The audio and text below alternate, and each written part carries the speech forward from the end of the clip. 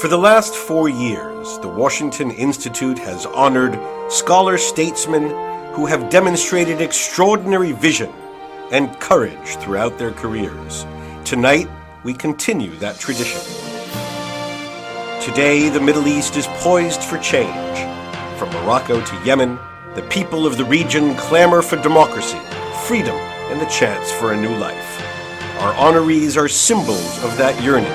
Throughout their lives, Natan Sharansky and Saad Eddin Ibrahim have led the charge for freedom.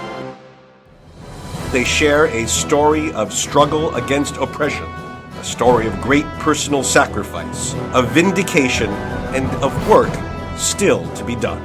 They fought not only for their own rights, but for the rights of all peoples.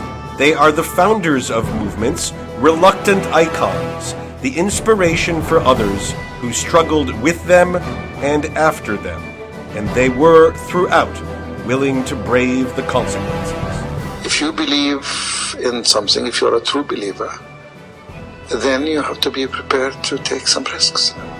I was haunted, I was arrested sometimes, persecuted in different forms. For their courage, both felt the crushing weight of tyranny, the betrayal of justice systems that condemned them for fabricated crimes and dispatched them to the torment of prison. Let's make an example of him, and let's drive home to all other academics and journalists and thinkers in Egypt that there is a price that would be paid if you run afoul of the will of the Mubarak government.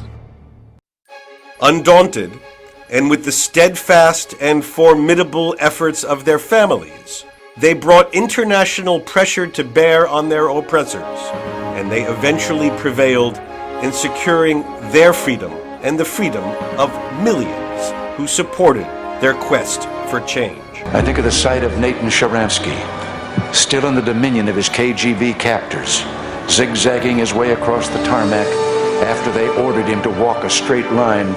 Natan Sharansky has fought heroically and showed that you can arrest a body, you cannot put in prison a spirit.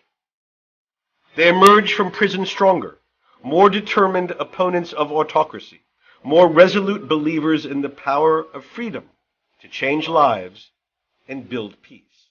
Together they have raised their voices, seeing in their movements a convergence across the decades and across differences of culture and politics. And if we add our fight to your fight, then I am assured that we must prevail, and we will prevail. These men have given much, and they remind us of the work still to be done, and of our common role in the pursuit of freedom for all people, in the as yet unfulfilled mission to bring peace within nations and between nations. We should think about Saad and his prison cell, and remember that it's our obligation every day that we go forth, whatever our job, wherever we live, whatever we believe, to make sure that we hold dear the rule of law here and around the world. Today, as our hopes for peace and democracy and a culture of tolerance in the Middle East remain clouded by violence and repression, we look to the examples of these two courageous men. They experienced the darkest of days, but never lost faith in the power to change lives and open the doors to freedom.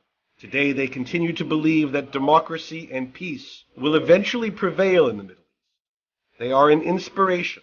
We are honored to pay tribute to their work.